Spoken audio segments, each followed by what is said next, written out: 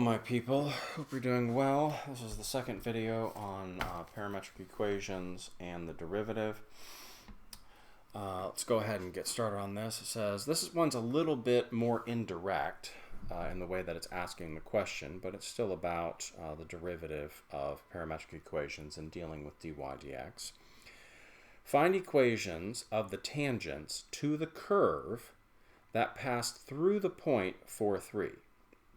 Okay, so if you're thinking, what do you mean by that? I mean the fact that there are tangents to the curve that both pass through the point 4, 3, and I need to find them. Okay, well, I know that it has something to do with the derivative, so, while I'm still sort of trying to piece it together how I'm going to approach this, let's go ahead and just find the derivative. And so we have dy dt and dx dt, and of course together that means that dy dx is 6t squared over 6t, or just t. So the derivative is t. Okay, and the derivative of course is the slope. Okay, well, you got to remember that when you have equations like this, what that means is that every point on the curve is of the form 3t squared plus 1 for the x value and 3t cubed or 2t cubed plus 1 for the y coordinate. So you could actually think about this, taking these and plopping them into an ordered pair and thinking about this as your x1 and this as your y1. And then you have a second ordered pair. You have 4, 3. And this, of course, can be your x2, and that can be your y2. Now, the reason why you would think about it this way is you have one representation of the slope. This will give you another representation of the slope, and you simply can set them equal to each other and find out for what value of t they are actually the same. Okay, so for what value of t, yeah, you have the slope that passes through 4, 3. Okay, so what we'll get here is we'll get 2t cubed plus 1, so y2 minus, or y1 minus y2, and then x1 minus x2, and if that's the slope, then if that's the slope of the tangent line, and that is the slope of basically all tangent lines to the curve at any value of t, then when I set them equal to each other, I will necessarily get the t value that actually corresponds to a tangent line that goes through the point 4, 3. Now, this becomes 2t cubed minus 2.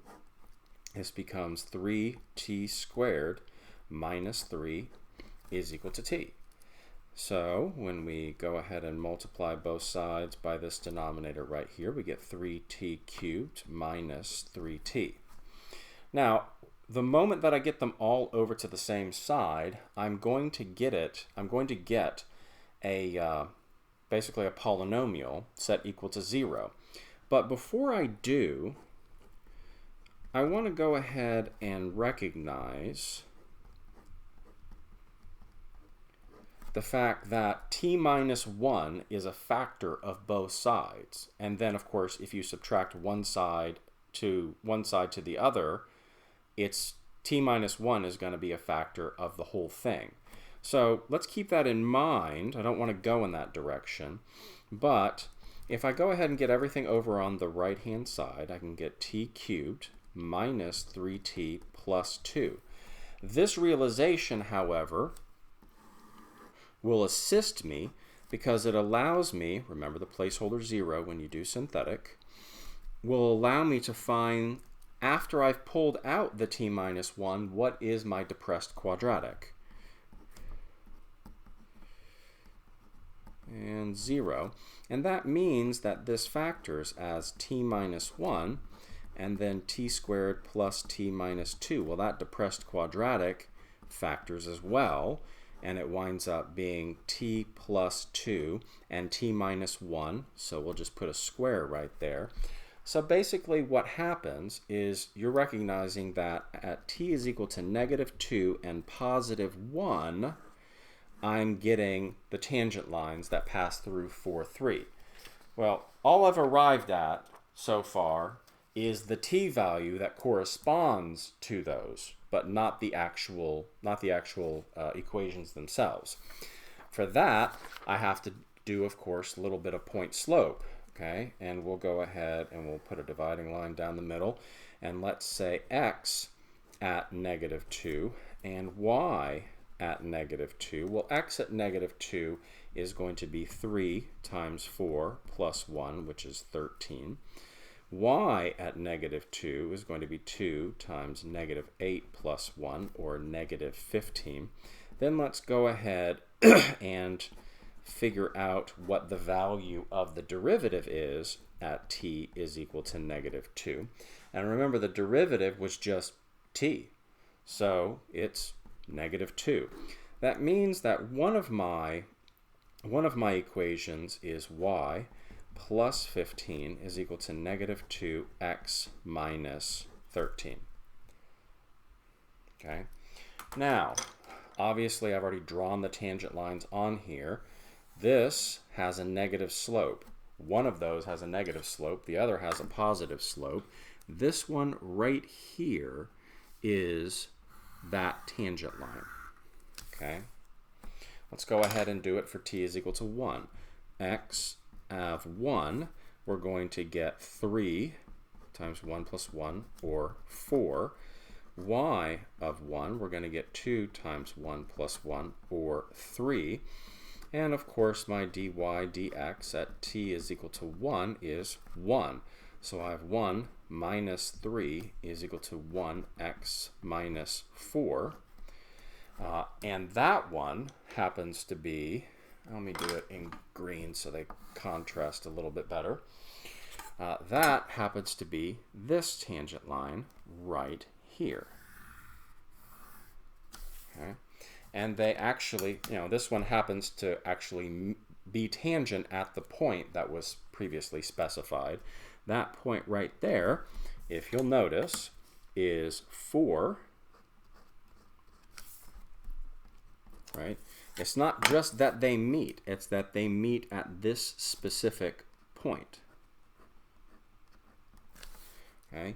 They meet at 4, 3. And they're both tangent to the curve. Now, of course, this one is tangent, way down here off of the graph. But I wanted to basically focus in on that point where they intersect. Okay. Now for the fun part. Let's deal with some second derivative action when it comes to parametrics. All right. So, as I've stated here on this page, not only do we have applications of the first derivative, but also second derivative. But we have to be careful of the formula, right? And we talked about this in class. Remember that the difficulty comes in the fact that we are taking the second derivative and it's dy dx, but the first derivative and, of course, the contributing equations are in terms of t. And that means we have to do a little bit of massaging of this right here in order to get the final formula. Now, basically, this is just taking the derivative with respect to x of dy dx. But, of course, everything is in terms of t. So d dx needs to basically be unsimplified into d dt and dx dt. And then, of course, we can just sort of pop this up here. And then I'm taking the derivative of dy dx, which we know is going to be in terms of t with respect to t. And then I'm simply dividing it by dx dt. You need to note very specifically that this is not the case. You don't just differentiate the numerator and denominator again. Okay? Alrighty. Let's go ahead and consider these two equations. We have x is equal to t cubed plus 1 and y is equal to t squared minus t.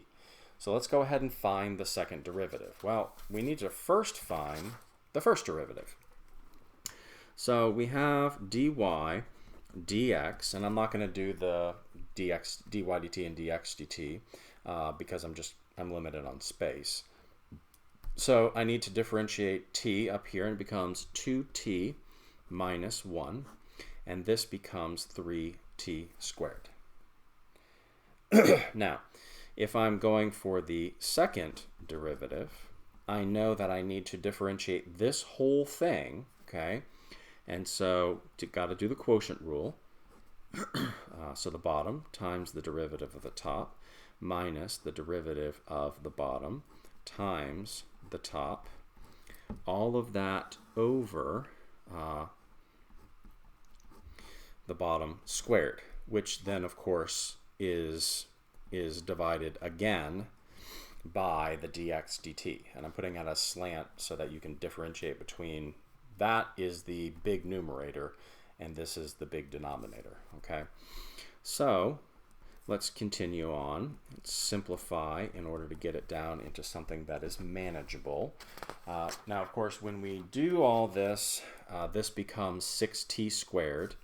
This becomes 12t squared, and of course you're distributing the negative, so this last term becomes plus 6t, okay? Now, all of that simplifies into negative 6t squared plus 6t. And then, of course, this right here is 9t to the fourth. And then basically this winds up being 3t squared to the third, which is 27t to the sixth. Now, that looks kind of nasty, but of course, both of those have a 3t in them that can be canceled out. And if I do pull out a 3t, I get 2 minus 2t over 9t to the fifth when I reduce. So I just canceled a 3t out of both the numerator and denominator. Now, of course, you know, sometimes numerical factors are distracting. And so I can basically pull out a 2/9 and refer to this as 1 minus t over t to the fifth. Now, what that means is that I have two values of t which can give me a potential for an inflection point. T is equal to 0, which makes the denominator 0, and of course makes the second derivative undefined, or t is equal to 1. Well, with those two dividing lines, I actually have 3, because anytime, basically take a block of cheese, cut it twice, you're going to have 3 pieces of cheese, right? So basically, if you take negative infinity to infinity and slice it twice, you have 3 chunks. And those are the intervals that I want to evaluate. And I'm just doing a sign chart with respect to the factors here, okay? So this, you know, let's evaluate 1 minus t, and let's evaluate t to the fifth, so we can then evaluate 1 minus t over t to the fifth, okay? Now, 1 minus t is positive when you're subtracting a negative. It's also positive when you're subtracting a number between 0 and 1, but if once you start subtracting a number above 1, it becomes negative. And t to the fifth, of course, is negative where t is negative, and is positive where t is positive. And then, of course, if you just have 1 minus t over t to the fifth, it's just like multiplication. That's a negative product. That's a positive product. That's a negative product. The only place where it has a positive, and we were asked, what were we asked for? Oh, yeah, forgot to specify that. I'm looking for a place where the graph is concave up. Yeah, you're using second derivative. It'd be nice to know what you're looking for. Okay, so the only place where it's concave up is basically 0 to t, and 0 to 1 along t.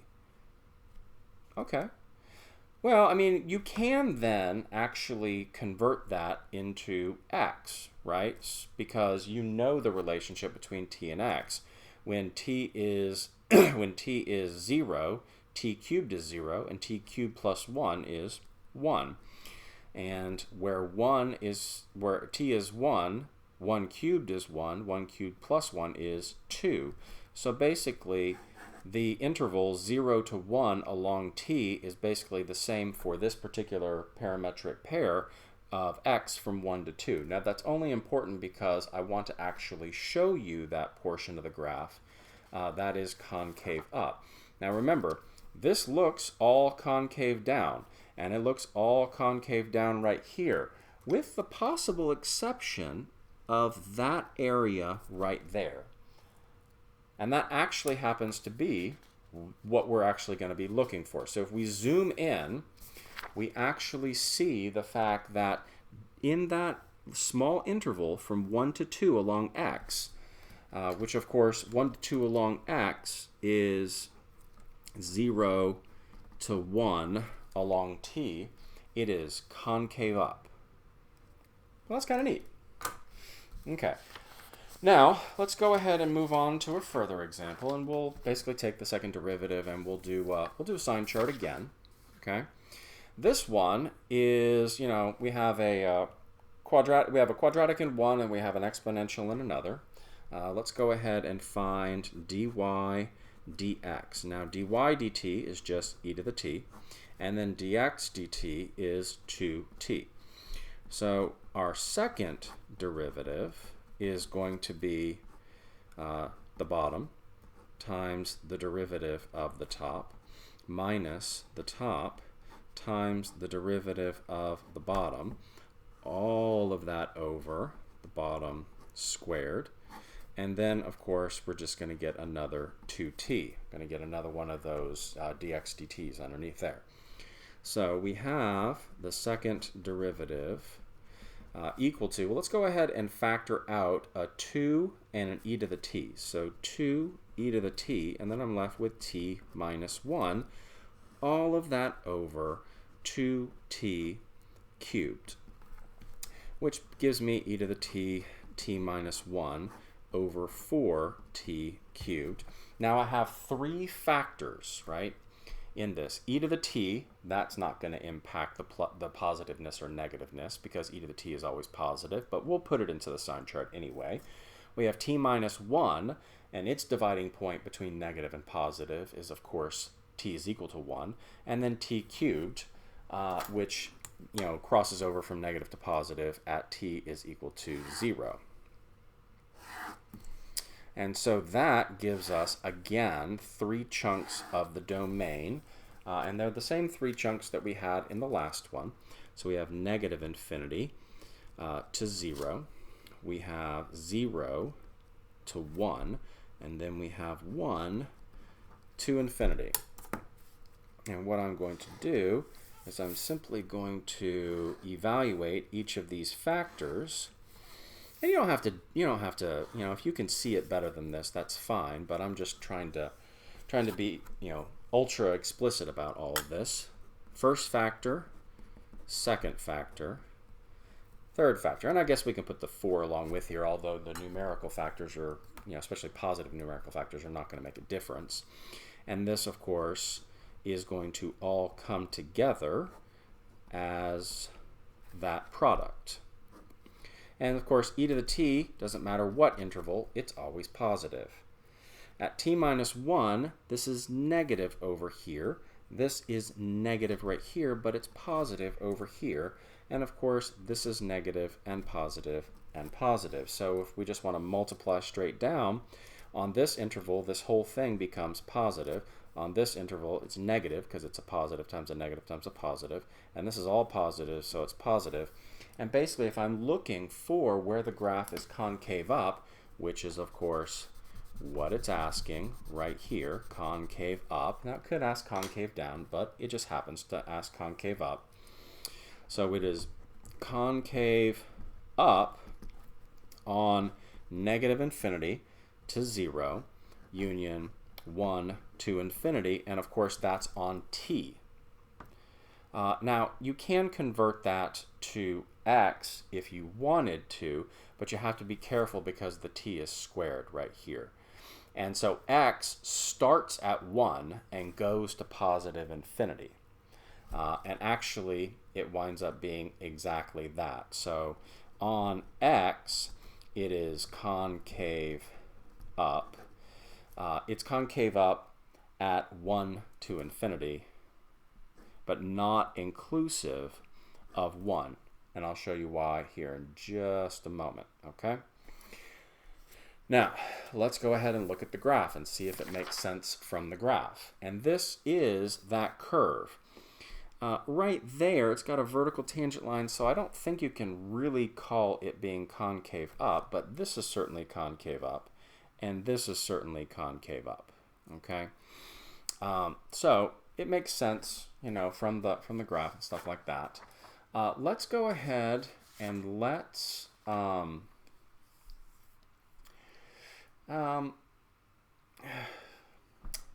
yeah, let's go ahead. I mean, actually, right in here, there's a small portion that looks like it's concave down, and that probably has to do with this is definitely, you know, on X. I guess you really can't talk about it on X because there are two portions right here. This part is concave down and this part's concave up, and they're both spanning the same X interval.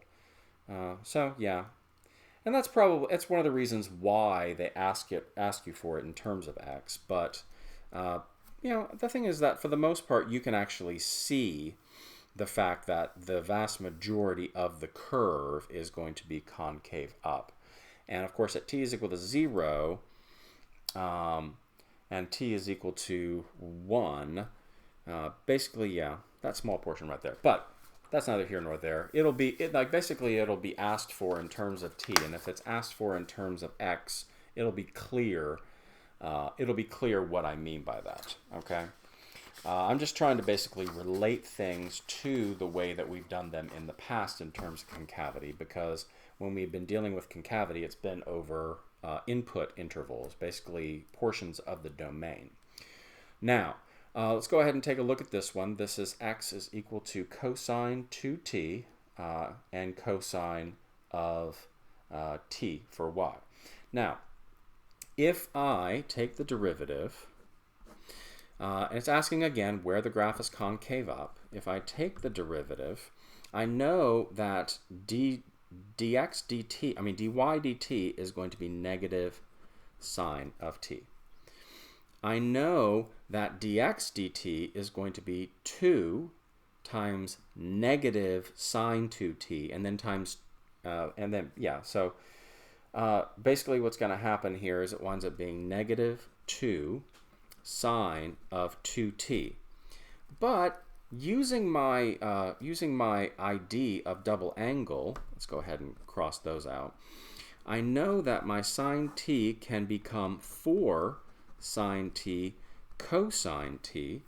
Those cancel out, and really this is 1/4 secant t. And that's my dy dx. Now the reason why I actually make that explicit is this is going to be easier when you start dealing with the second derivative than dealing with a quotient, right? If you can actually change it into a single trig function, you don't have to deal with the quotient rule inside of the second derivative. So we have the second derivative, and we know that that's the derivative of this over again this 2 sine 2t. So we have 1/4 secant t tangent t, and then of course we're going to do this again. It's going to be negative 2 sine 2t, which can be transformed into negative 4 sine t cosine t. Now, obviously the numerical coefficients simplify out to negative 1/16. But this is 1 over cosine, sine over cosine. The only thing that's going to cancel is this sine with the sine involved in there. So if I basically cancel that sine with the sine in here, that magically becomes secant. And this is secant, secant, and another secant. This is secant cubed t. Now, you are dealing with this over the interval 0 to pi. Now, the original secant function, when you're dealing with 0 to pi, remember there's an asymptote right there in the middle, okay? Because remember that secant is the reciprocal of cosine, and cosine is 0 at pi over 2. And so the original secant function, and this is, y is equal to secant x, so just the regular secant function, it winds up looking like this, okay, across 0 to pi.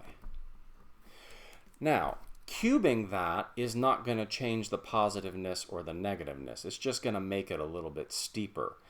But reflecting it is going to make it different. So basically, this secant cubed is going to be, so this is going to be -1/16 secant cubed t is going to be, the original is positive, it's going to be negative on 0 to pi over 2, and -16 secant cubed t is going to be positive, whereas the original was negative, right, on pi over 2 to pi. Okay, well, it asked where it was concave up. It's going to be concave up right there. So basically, pi over 2 to pi, if you want to put in interval notation, it's going to be concave up. Now, in terms of x, and we can go ahead and see this, in terms of x, it's going to be concave up from -1 to 1, but of course it's also going to be concave down from -1 to 1. And that's what it looks like, okay? And if you're wondering, my gosh, why does it look that way? It almost looks like a sideways parabola where it got chopped off. And the answer is, that is a sideways parabola where the top gets chopped off. Because if you take x, and cosine 2t is going to be 2 cosine squared minus 1, right? So this becomes, so cosine 2t, if I use the double angle identity, it's 2 cosine squared t minus 1. Well, if y is equal to cosine t, then y squared is cosine squared, and this becomes 2y squared minus 1. So this actually is the shape of x is equal to 2y squared minus 1. It's a sideways parabola, right? But remember that because it is framed with cosine, cosine at its most can have an output of +1, which is why it seems to just stop at +1. And that's just the way it is, okay? It's just, it shouldn't surprise us once we go back and remember that despite eliminating the parameter and giving us a full sideways parabola, that parabola is limited because the domain, if you were to actually go back here, you would have to basically put a caveat, where, x is between -1 and 1. Because cosine, if there's no coefficient out in front besides the understood 1, it can only oscillate between -1 and 1, and therefore those x measurements will never be any larger, and neither will the y measurements. Notice that it goes from -1 to 1. So basically, it's locked in this little box, from -1 to 1 along both variables, because both are limited by the fact that they are defined in terms of cosine. And that's it. Okay. I'm hoping that our discussion of the differential calculus as applied and integral calculus as applied helps you get a fuller picture of parametrics and how things morph or change when we cross over from Cartesian or rectangular to parametric. But as always, if you have any questions, please do shoot me an email. Bye.